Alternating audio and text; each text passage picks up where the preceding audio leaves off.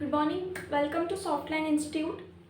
आज के इस क्लास में हम कंटिन्यू कर रहे हैं अपना एसक्यूएल टॉपिक, जिसमें मैं आज आपको कुछ एडवांस कॉन्स्टेंट्स के बारे में पढ़ाऊंगी जिससे आप अपने डेटा की इंटीग्रिटी को इंश्योर कर सकते हैं।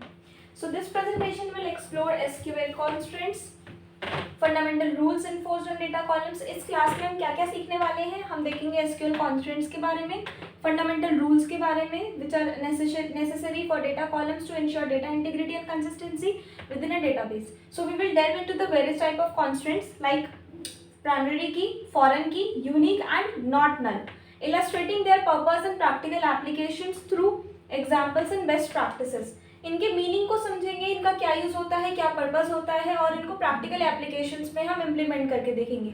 सो understanding and utilising SQL constants effectively is crucial for building robust and reliable database systems. Alright, so next should we start now? Okay, so what are SQL constants? सबसे पहले हम देखेंगे कि एसक्यूएल कॉन्स्टेंट्स होते क्या है, एक ओवरव्यू हम उसका देख लेते हैं। So SQL constraints are rules applied to data columns. ये rules होते हैं जिनको हम data columns में apply करते हैं in a table, detecting the type and validity of data that can be stored. पहले हम dictate करते हैं कि data की validity और type क्या है जो हमने data store किया है. These constraints are crucial for maintaining data integrity. तो डेटा इंटीग्रिटी को मेंटेन करने के लिए ये वाले जो कॉन्स्टेंट्स होते हैं ये इंपॉर्टेंट होते हैं, डेटा की एक्यूरेसी को मेंटेन करने के लिए, डेटा की रिलायबिलिटी को मेंटेन करने के लिए। Constants can enforce uniqueness, prevent null values, define relationships between tables and validate data against specific criteria.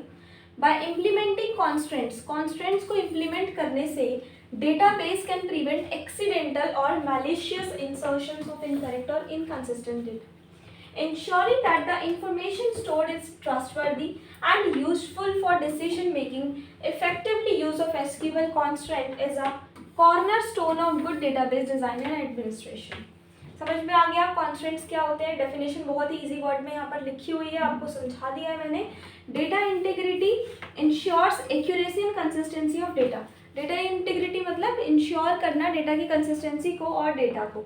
Data validity, it verifies data, confirms of defined rules. Database reliability, it enhances the overall stability of the database. ये data के overall stability को enhance करता है।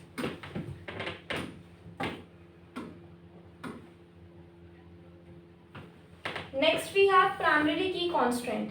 अब हम सबसे पहले हमने देख लिया कि भाई कॉन्स्टेंट्स क्या होते हैं। अब हम देखेंगे प्राइमरी की कॉन्स्टेंट्स क्या होते हैं। आप मेरी दूसरे वीडियोस में भी देख पाएंगे कि कॉन्स्टेंट्स किस तरह के होते हैं और कौन सा बेस्ट होता है, इंडेक्सेस क्या होते हैं, ठीक है। So the primary key constant uniquely identifies each record in the table. ये टेबल में हर एक रिकॉर्ड को यूनिक तरीके से आइडेंटिफाई करता है। A table can have only one primary key which can consist of one or more columns. हर एक table की एक प्राइमरी की होती है जिसमें एक या एक से ज़्यादा कॉलम्स का डेटा हो सकता है। The primary key columns cannot contain null values and must be unique across all rows. जो प्राइमरी की के कॉलम्स होते हैं वो नल वैल्यूज नहीं रख सकते और हर एक का अलग अलग डेटा होना चाहिए।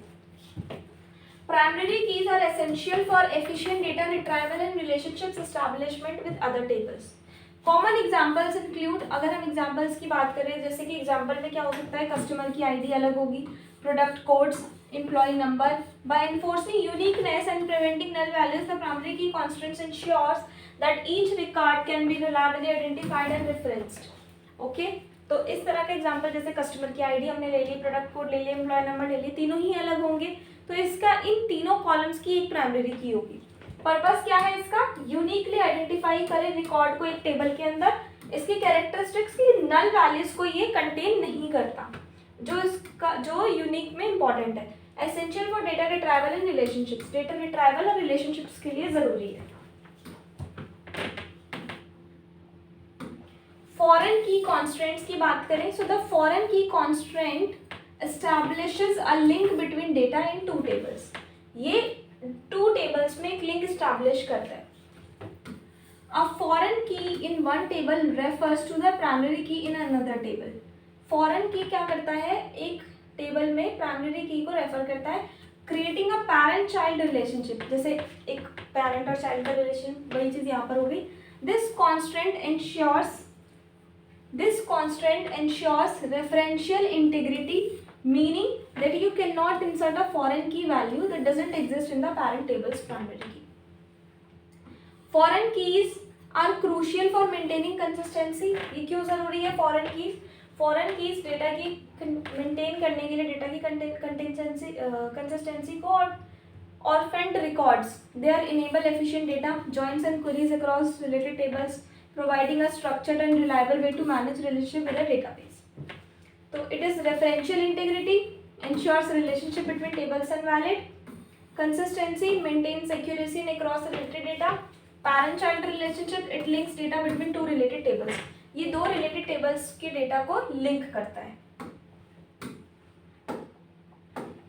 यूनिक कॉन्स्टेंट, अब हम यूनिक कॉन्स्टेंट के बारे में पढ़ने वाले हैं कि यूनिक कॉन्स्टेंट क्या करता है, गारंटिंग डिस्टिंक्ट वैल्यूज, जो डिस्टिंक्ट वैल्यूज होती हैं उनको गारंटिंग करता है. The unique constant ensures that all values in a column are different. Unique constant ensure कराता है कि एक कॉलम में सारी की सारी वैल्यू डिफरेंट हो. Unlike the primary key constant, a table can have multiple unique constants. और प्राइमरी की में क्या होता है, प्राइमरी की कॉन्स्टेंट में कि एक टेबल के पास अलग अलग यूनिक कॉन्स्टेंट हो सकते हैं. The unique constant allows null values, जो यूनिक कॉन्स्टेंट है वो नल वैल्यूज को भी अलाउ करता है. Meaning that a column can contain one or more null values without violating the constant, कि कॉन्स्टेंट को वायलेट भी नहीं हो रहा और नल वैल्यूज भी आ जा रही है, तो उसके लिए आप यूनिक कॉन्स्टेंट का यूज कर सकते हैं. So it is useful for columns where uniqueness is required. तो ये वहाँ के लिए यूजफुल है जहाँ पर यूनिकनेस तो रिक्वायर्ड है but the column is not the primary identifier for the table. लेकिन वो कॉलम प्राइमरी आइडेंटिफायर नहीं है टेबल के लिए. Examples include email address, user name, social security number. By preventing duplicate values, the unique constant enhances data quality and accuracy. It एनफोर्सेस uniqueness. It ensures distinct values in a column. Multiple allowed. A table can have multiple unique constants. Allows null. Permits one or more null values.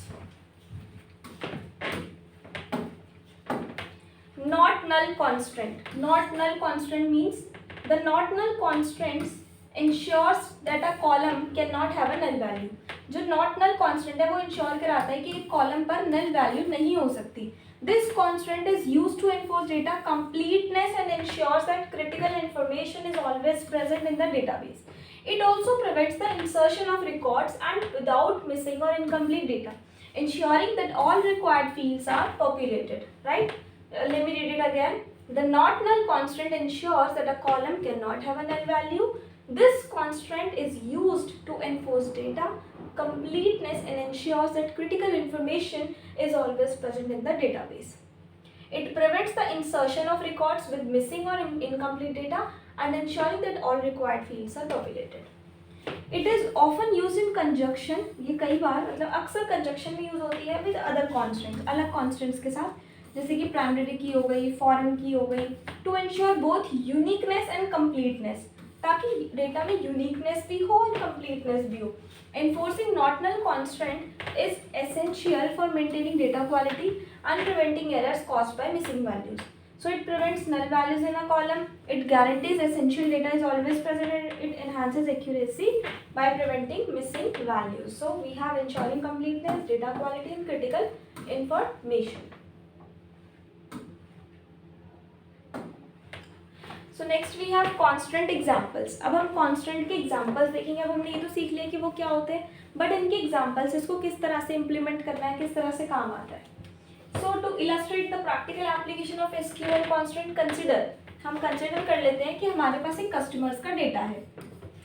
The customer ID can be primary की. तो जो यहाँ पर customer ID है वो primary की हो सकती है. Ensuring each customer has a unique identifier, ताकि जो कस्टमर आईडी है वो सबकी अलग अलग हो. इसलिए the email column can have a unique constant. जो email का कॉलम है वो unique constant हो सकता है ताकि email एड्रेस डिस्टिंक्ट हो. और जो फर्स्ट नेम और लास्ट नेम के कॉलम्स हैं वो हो सकते हैं नॉट नल कॉन्स्टेंट्स, की फर्स्ट नेम और लास्ट नेम कंपल्सरी है, वो नल नहीं हो सकता, ताकि customer names are always recorded, ताकि कस्टमर्स के नेम जो है वो हमेशा रिकॉर्ड. एडिशनली जो ऑर्डर्स का डेटा है वो फॉरेन की हो सकता है, customer ID in the customer table linking orders to specific customers, ताकि हम स्पेसिफिक कस्टमर्स के साथ ऑर्डर्स को लिंक कर सकें. So this example demonstrate how constraints can be used to enforce data integrity and establish relationship between tables. So customer ID as primary key, email with unique constraints, first name and last name not null, orders table with foreign key. तो इस तरह से हम इन चारों constraints को use कर सकते हैं. समझ में आ गया होगा है होप आपको अब तक. अब हमने अलग अलग तो देख लिया, अब इसको कंबाइन करना सीखते हैं. Combining constants enhancing data quality. अगर हम कॉन्स्टेंट्स को कंबाइन कर दें तो उससे क्या होता है, उससे डेटा की क्वालिटी इंप्रूव हो जाती है. So SQL constants can be combined to create more comprehensive data validation rules. For example, a column can have both a not null constant and a unique constant. तो not null constant के पास दोनों चीजें हो सकती है, मतलब एक कॉलम के पास दोनों चीजें हो सकती है, नॉट नल और यूनिक. इंश्योरिंग, जिससे कि जो कॉलम है वो कंटेन करे एक ऐसी वैल्यू जो डिस्टिंक्ट हो, all values are distinct. By combining multiple constants you can enforce stricter data quality standards and prevent a wider range of data errors. This approach allows for fine-grained control over the data stored in a database. Consider a products table where the product name column has both not null and unique constant. This ensures that every product has a name and that no two types product share the same name. So not null ensure data completeness, foreign key establish relationships, unique guarantees distinct values, primary key uniquely identifies record. समझ में आ गया?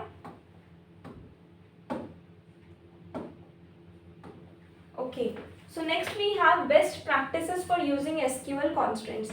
तो हम देखेंगे कि SQL constraints को use करने की बेस्ट प्रैक्टिस क्या हो सकती है.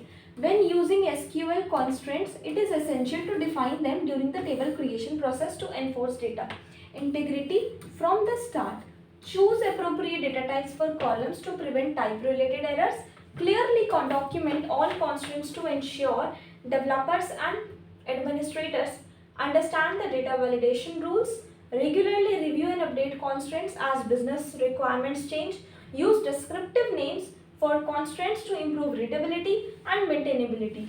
Properly indexed foreign keys enhance query performances. Lastly, test constraints thoroughly to ensure they function as intended. Do not introduce unexpected issues. Define early. It establish constraints during table creation. Document clearly. Maintain comprehensive constraints documentation. Review regularly. Update constraints as requirements value. So in summary, what we have learned today. Summary की बात करें तो आज हमने क्या सीखा. SQL constraints are essential for ensuring data integrity, accuracy and reliability.